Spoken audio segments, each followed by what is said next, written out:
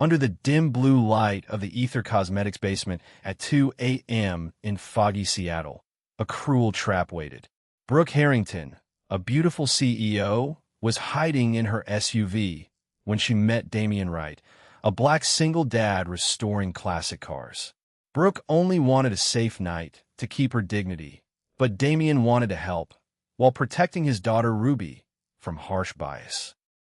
Conflict explodes when Brooke's ex-husband uses a hidden thermal camera to record this kindness, aiming to fake a scandal and ruin them both. They must fight rich and powerful enemies, facing legal threats and sneaky private detectives along the way. Can Damian's digital scanner expose the plot before the court makes its final choice? But to understand why Damian was standing in that cold garage at 2 a.m., we need to go back 9 hours first. At 5:17 p.m., the sun dropped low over Seattle. Damian Wright wiped grease from his knuckles with an old rag. His shop sat in the far corner of garage level G3 under Ether Cosmetics Tower. A faded sign above the door read Wright and Sons Restorations. Inside, a 1967 Shelby GT 500 sat half-finished. Its chrome caught the last light through a small window. Damian owed $251 on his lease. The payment was due in 11 days. He smelled fresh motor oil mixing with old rubber dust. A fan rattled somewhere behind the wall. His hands ached from 9 straight hours of work. The concrete floor still held the cold from winter. Even now, Damian felt it through the soles of his worn work boots. A single bulb hummed above his workbench, casting long shadows across dented tool chests. Somewhere down the hall, a delivery truck backed up with a slow, steady beep. Damian barely noticed it anymore. This garage had been his world for 6 long years. Every scratch on the floor told a story only he remembered. He had built this business from nothing, one small engine job at a time. Rich clients from the tower upstairs never noticed him. That suited Damian just fine. He preferred quiet work over attention. Quiet work never invited trouble. At 3:15 p.m. that same day, Damian had picked up his daughter Ruby from school. She was 7 years old, with 2 neat braids and a gap-toothed smile. He packed her lunchbox every morning himself. Turkey sandwich cut in triangles. Apple slices. A note tucked inside, just for her. Damian was careful about everything. He ironed her school uniform the night before. He signed every form on time. He never missed a parent meeting. A caseworker from Child Services had visited twice this year already, asking questions with narrow eyes.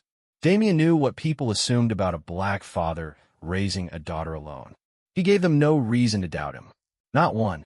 His jaw tightened just thinking about it. He rubbed the back of his neck and breathed out slow. Damian remembered the first visit clearly. The caseworker had checked his cabinets, counted the smoke detectors, and asked Ruby strange questions in a soft, careful voice. Ruby had answered honestly, swinging her legs on the couch, completely unaware of the weight behind each word. Damian stood in the doorway, that day, arms crossed, saying nothing. He learned long ago that defending himself too loudly only made people more suspicious. Silence and discipline were his armor now. Ruby was doing homework at a small desk near the shop counter. She swung her feet under the chair. "Dad, can we get pizza tonight?" she asked. Damian smiled and ruffled her hair. "Only if you finish those math problems first," he said. His voice was soft, never raised. He had built his whole life around being steady, predictable, safe. He locked the shop door at 9:40 p.m. Ruby was already asleep at her grandmother's house 2 blocks away. Damian walked home, through empty streets, fog curling around the streetlights. Everything felt normal, ordinary, until the alarm went off. At 2:14 a.m., a shrill electrical alarm cut through the silence of the garage. Damian's phone buzzed against his nightstand. A wiring fault in the parking structure, the alert read. He pulled on his boots and drove back through the fog, jaw set, mind already running through checklists. The garage was empty and silent when he arrived. His footsteps echoed off the concrete. He walked toward the backup generator, checking wires with a small flashlight. Cold air bit at his fingers. Then he saw it. A black Lincoln Navigator sat in the far corner, engine running, headlights dark. Steam rose faintly from the hood into the cold air.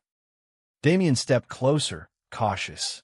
Through the fogged window, he saw a woman curled up in the back seat, asleep, clutching a gray suitcase like a life raft. Her phone lay dead in her lap, screen black. Damien's chest tightened.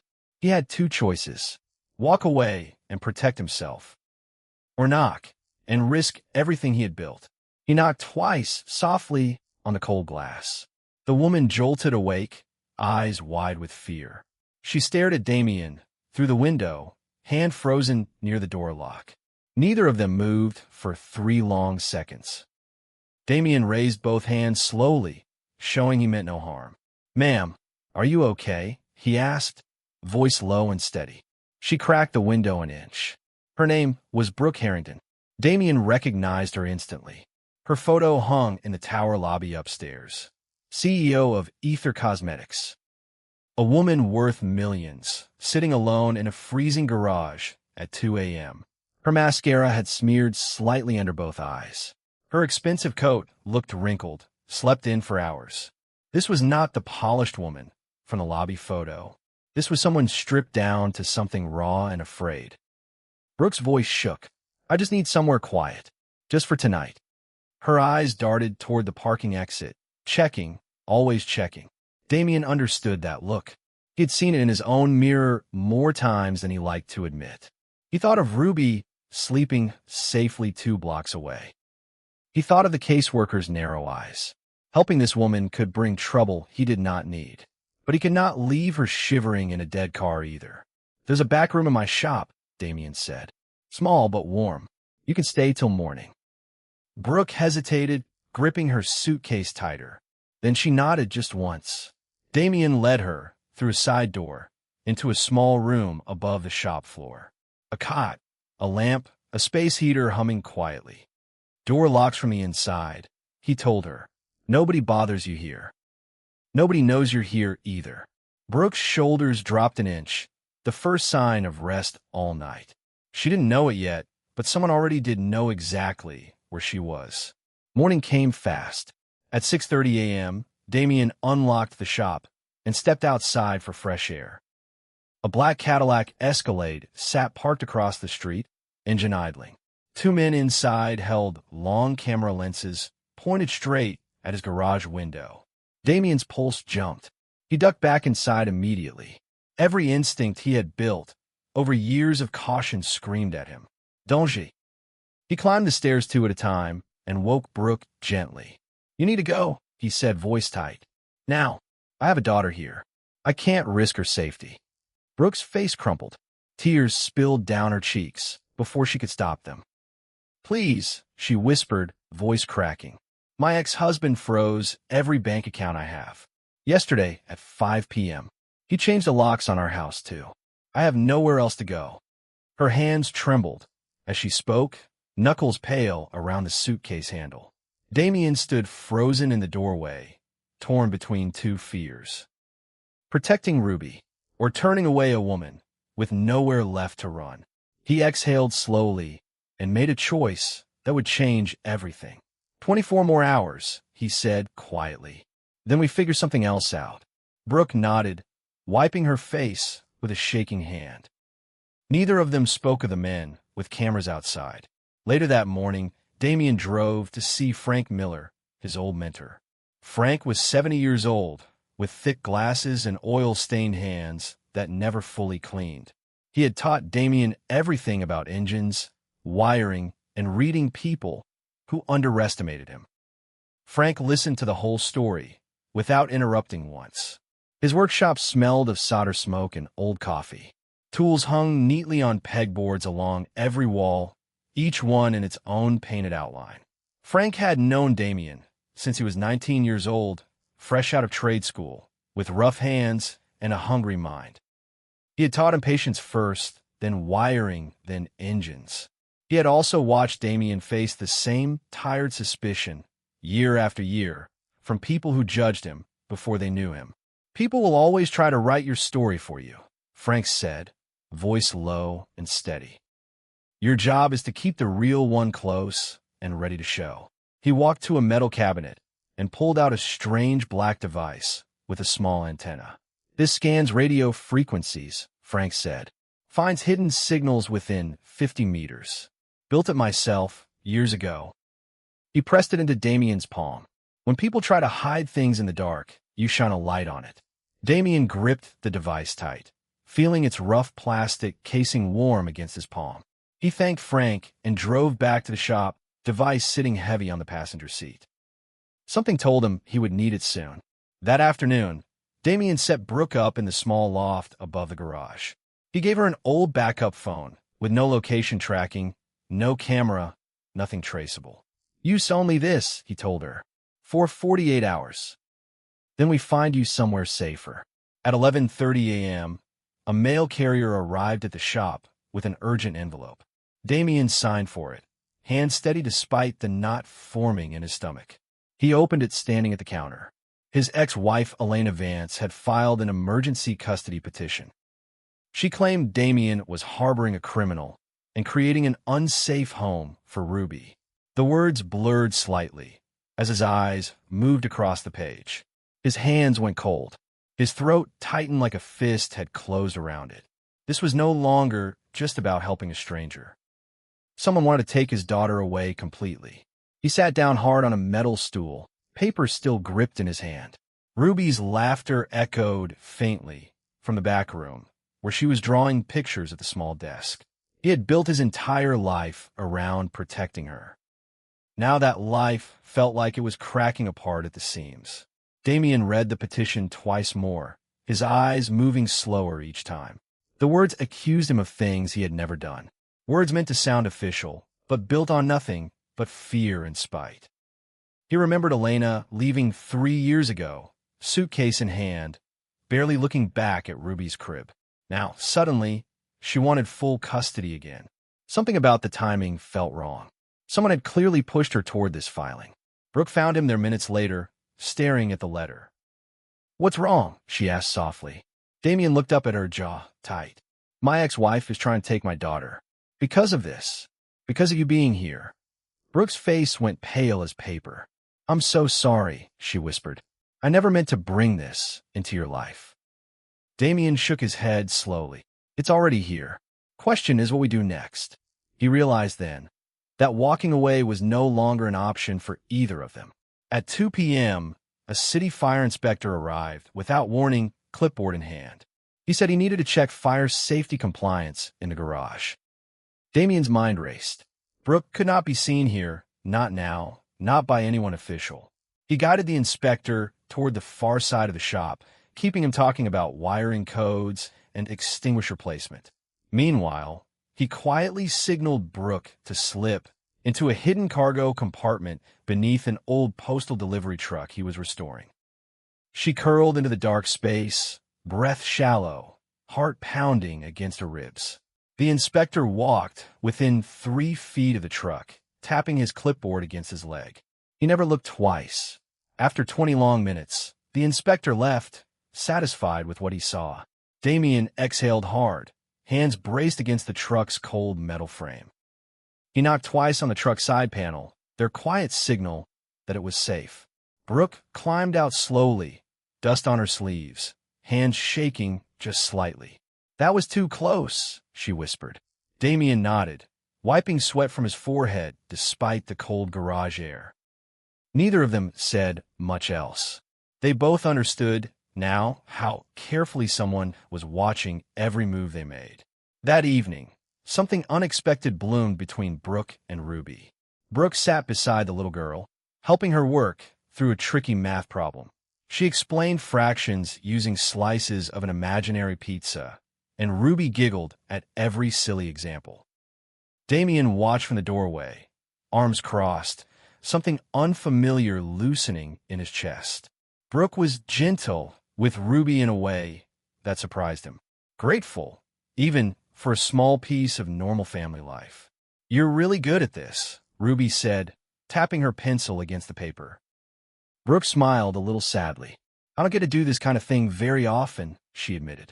Running a whole company left little room for quiet afternoons like this one. Ruby held up her finished worksheet, proud of every answer. Brooke clapped softly, cheering like it was the biggest win in the world.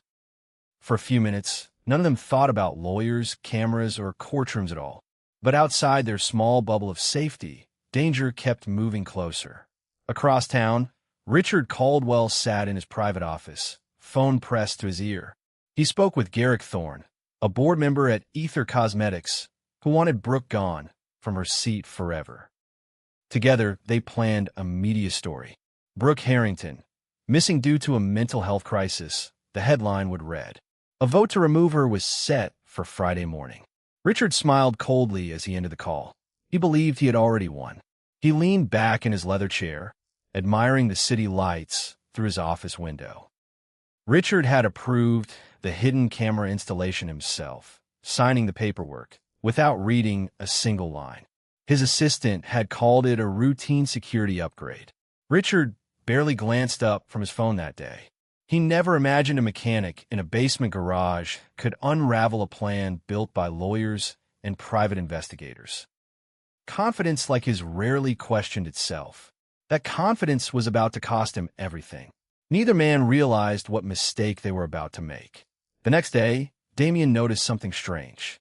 The shop's internet connection kept dropping for no clear reason. Speeds crawled to nothing, then spiked randomly. He grabbed Frank's scanning device and walked slowly through the garage, watching a small display light up with data. Near the ceiling above his workbench, a signal spiked hard. Damien climbed a metal ladder, heart thudding, and pushed aside a section of pipe insulation. There, hidden behind a fake emergency light fixture, sat a small thermal camera. Sleek, expensive, clearly professional-grade equipment, not something bought at any hardware store. His stomach dropped like a stone through water. Someone had been watching them the entire time. Rage burned hot behind his ribs. Every private moment, every quiet conversation with Brooke captured in heat and shadow, turned into evidence for a story that was never true. He carefully removed the camera and carried it down to his workbench.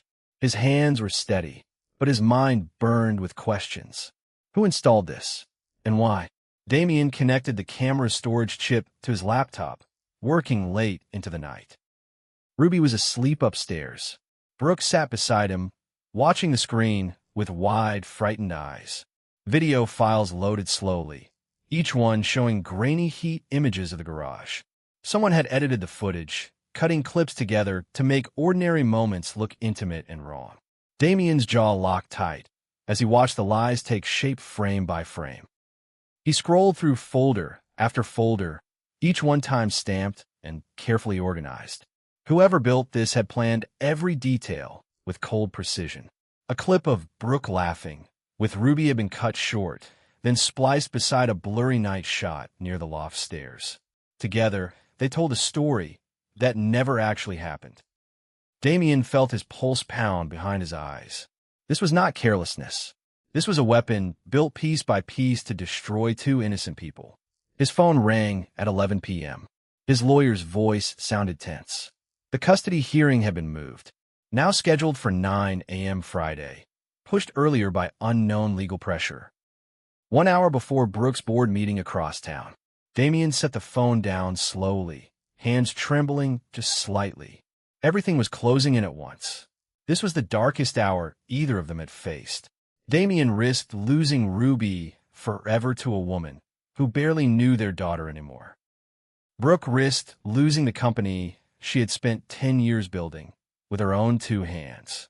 Neither of them slept much that night. Around 3 a.m., Damien noticed something buried in the camera's file data, a device registration number tucked deep inside the metadata. He traced it slowly, line by line, fingers moving across the keyboard. The camera was registered to a private security company. That company belonged to Garrick Thorne, Brooke's own board member. Damien's pulse quickened as the pieces started sliding into place. He dug further and found something even bigger, a login history showing the exact IP address that received the footage. It matched Richard Caldwell's private office in Bellevue. Time stamped at 3:14 a.m., the very night Brooke first arrived. Damien's hands went still on a keyboard. This was not random. This was planned from the very beginning. He turned the laptop toward Brooke, showing her everything. Her mouth fell open, eyes wide with disbelief. "He set this up," she whispered. "He wanted me to end up here. He wanted this exact moment." Brooke pressed a hand over her mouth, memories rushing back all at once. The frozen accounts, the changed locks, even the empty parking garage that night, strangely quiet for that hour. None of it had been an accident. Richard had pushed every piece into place, patient and calculating, waiting for her to land exactly where he wanted. 10 years, Brooke said quietly, staring at the screen. 10 years building that company, and he tried to burn it down over one lie. Her hands curled into fists on the desk. Something new sparked behind her eyes now. Not fear anymore. Something closer to fire. Hope flickered through the exhaustion on both their faces. For the first time in days, they had something real to fight back with. They worked through the rest of the night, building a clean digital report. Every file, every timestamp, every connection laid out clearly for anyone to see. By sunrise, they had built an airtight case against two powerful men. Neither Richard nor Garrick had any idea what was coming their way. Friday morning arrived cold and gray. At 9 a.m. sharp, Damien sat inside courtroom 302 at Seattle Family Court. Elena's lawyer stood before the judge, presenting blurry thermal images as evidence of misconduct. He painted Damien as reckless, dangerous, unfit to raise a child alone. Damien sat perfectly still, hands folded on the table. He said nothing while the accusations piled up around him. When his turn came, he did not argue with words. He simply connected his tablet to the courtroom projector, screen glowing bright against the wall. Slide by slide, he showed the truth. The camera's registration under Garrick Thorne's company. The IP address tracing straight back to Richard Caldwell's office. Proof that the footage had been cut and edited to deceive. The courtroom went completely silent. Even the air conditioning seemed to hum louder in that stillness. Somewhere behind him, a chair creaked as someone shifted uncomfortably. A clerk near the front stopped typing entirely, eyes locked on the screen. Damien kept his voice calm, and even, walking the judge through each piece of evidence one careful step at a time. He had rehearsed nothing. He simply told the truth, slide by slide, and let the facts speak for themselves. Elena's face drained of color as the judge scanned each document carefully. Her lawyer shuffled papers uselessly, unable to explain what the screen clearly showed. The judge dismissed the custody case entirely, voice sharp with disapproval. She warned Elena about the serious consequences of presenting falsified evidence in her courtroom. Damien exhaled for what felt like the first time in days. His daughter was safe, but the fight was not over yet. He checked his watch. It read 9:45 a.m. 15 minutes until Brooke's board meeting began across town. Damien and Brooke ran from the courthouse into pouring rain, feet splashing through puddles on the gray sidewalk. He climbed into his freshly restored Shelby GT 500, engine roaring to life beneath the hood. They raced through wet Seattle streets, wipers slapping hard against the windshield. Brooke gripped the door handle, eyes fixed on the clock glowing on the dashboard. They reached the Ether Cosmetics Tower at exactly 9:58 a.m. 2 minutes to spare. Brooke ran through the lobby, heels clicking sharp against polished marble floors. She burst into the boardroom just as Garrick Thorne reached for a pen to sign her removal papers. The room fell silent. Every board member turned to stare at the woman they thought had vanished. Brooke did not shake. She did not raise her voice either. She walked calmly to the front of the room and plugged a small drive into the display system. The screen filled with evidence. Camera registrations, IP logs, edited video files exposed frame by frame for everyone present to see. Richard Caldwell sat frozen in his chair near the back wall, face turning pale as the truth unfolded before the entire board. Board members shifted uncomfortably in their seats, exchanging nervous glances with one another. One by one, they began pulling away from Garrick, protecting their own reputations first. Two police officers stepped through the boardroom doors moments later. They walked straight to Garrick Thorne and placed handcuffs on his wrists in front of everyone. Richard tried to stand, tried to speak, tried to explain himself somehow. But the evidence on the screen spoke far louder than anything he could say now. Officers led both men out through the lobby as camera flashes popped from reporters gathered outside. The scandal they had built to destroy Brooke had instead destroyed them both completely. Brooke stood at the front of the boardroom, breathing slowly, steadying herself against the podium. It was finally truly over. Reporters shouted questions through the lobby doors, but Brooke did not stop to answer any of them. She walked calmly past the cameras, spine straight, chin lifted high. Behind her, board members whispered nervously among themselves, already discussing how quickly they could distance the company from Garrick's name. Damien waited near the elevator, rain still dripping from his jacket onto the marble floor. When Brooke reached him, she did not say a single word. She simply reached out and squeezed his hand hard, like she was making sure he was really there. For a long moment, neither of them moved. The chaos of the last few days finally seemed to catch up with them both all at once. "We did it," Brooke finally whispered, voice trembling with something between relief and disbelief. Damien nodded slowly, feeling the tight knot in his chest loosen for the first time in days. 6 weeks passed quickly after that chaotic Friday. Seattle's constant fog finally lifted, replaced by warm golden sunlight most afternoons. Brooke won back her full position as CEO. Her divorce settlement was finalized too, returning $400,000 in frozen assets to her name. She walked out of that courtroom with her head held high. Damien's garage got a new sign above the door. Wright and Harrington Auto Restorations, painted in clean, bold letters. Brooke had insisted on the change herself. She signed a new contract with a shop soon after, worth $180,000 every single year. Her company's entire luxury vehicle fleet would now be serviced exclusively by Damien's team. At 5:12 p.m. one warm evening, golden light poured through the garage windows, painting everything soft amber. Damien, Brooke, and Ruby sat together around a large wooden table in the center of the shop. Steam rose gently from bowls of macaroni and cheese, Ruby's favorite meal in the whole world. She laughed loudly, swinging her feet under the table, utterly carefree. Ruby had drawn a picture earlier that day. 3 stick figures standing beside a bright blue car, big smiles on every face. She taped it proudly to the garage wall, right beside the restored Shelby. Damien looked around at the people gathered near him, chest warm with something he hadn't felt in years. Peace. Real, lasting peace. Brooke reached over and squeezed his hand gently under the table.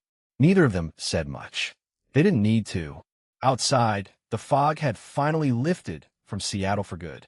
Inside that small garage, dignity and kindness had won against every ugly assumption thrown their way. Ruby ran over and hugged Damien's arm tightly, mouth still full of cheesy pasta. "Can Brooke stay for dinner every day?" she asked, eyes bright with hope. Brooke laughed softly, a real laugh, warm and unguarded.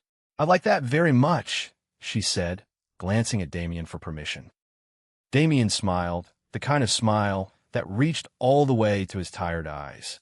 He thought back to that foggy night in the garage, to the fear that had almost stopped him from knocking on a stranger's window.